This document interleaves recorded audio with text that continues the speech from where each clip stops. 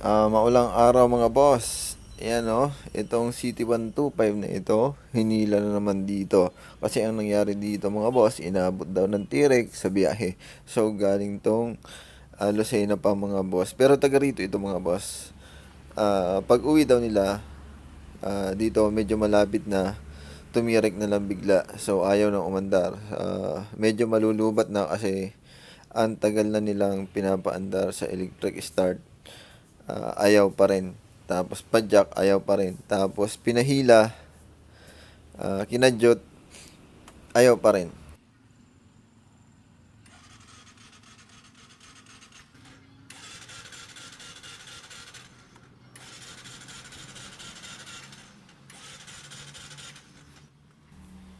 At yun, nakita nyo naman mga boss, ayaw kahit anong pindot natin doon sa electric start.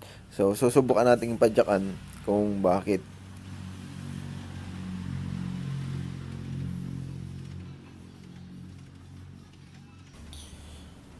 At ayun, tulad nung kalimitang nangyayari sa CT125, naglo-loss compression.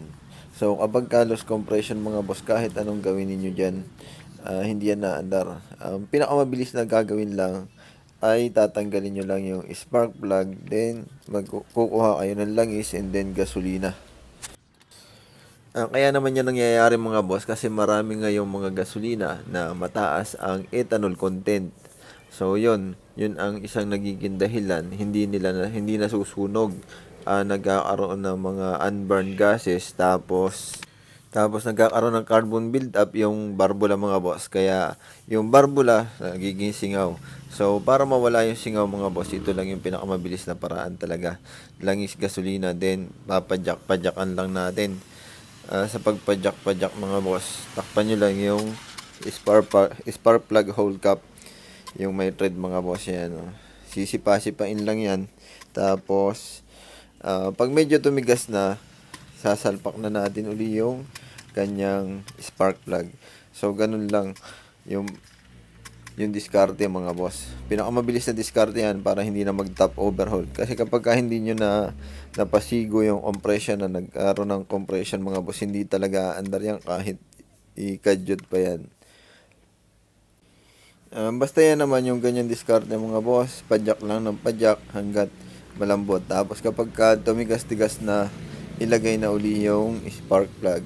So kapag na ilagay na yung spark plug niya mga boss, aandar na yan.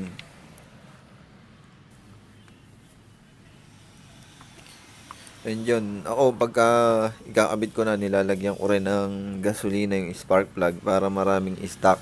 Kasi ang kailangan talaga niyan, medyo malunod natin. Para makumpleto yung combustion mga boss kasi kulang yan. Singaw na singaw yan eh. Kaya pagkabit natin ng spark plug, kailangan medyo lunod. Tapos sisipain natin ng medyo malakas. Doon na yan naandar. So ito, kalimitan na talaga itong nangyayari sa CT125 mga boss. Kaya ang gagawin lang, ganyan lang para hindi na kayo magpa-top overhaul.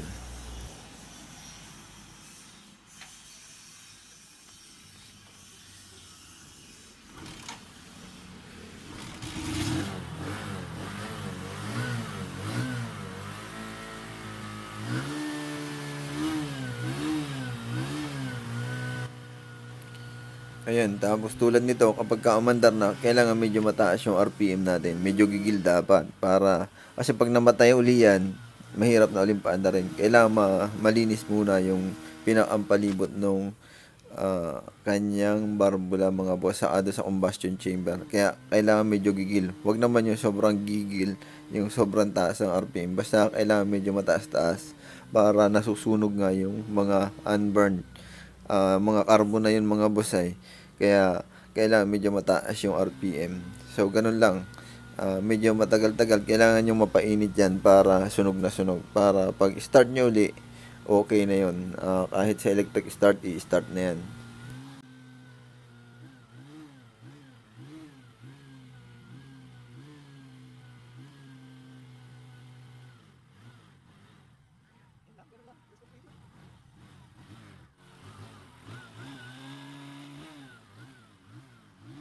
Wala. Tagal na. Kahit sa Lucena. Oh, yan ang tining ito. Ang Andar na uli. Oo.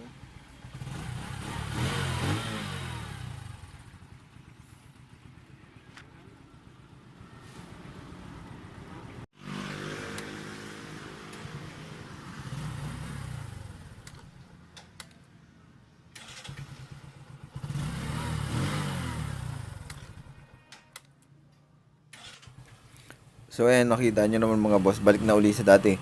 So ganun lang yung diskarte, napakadali lang mga boss.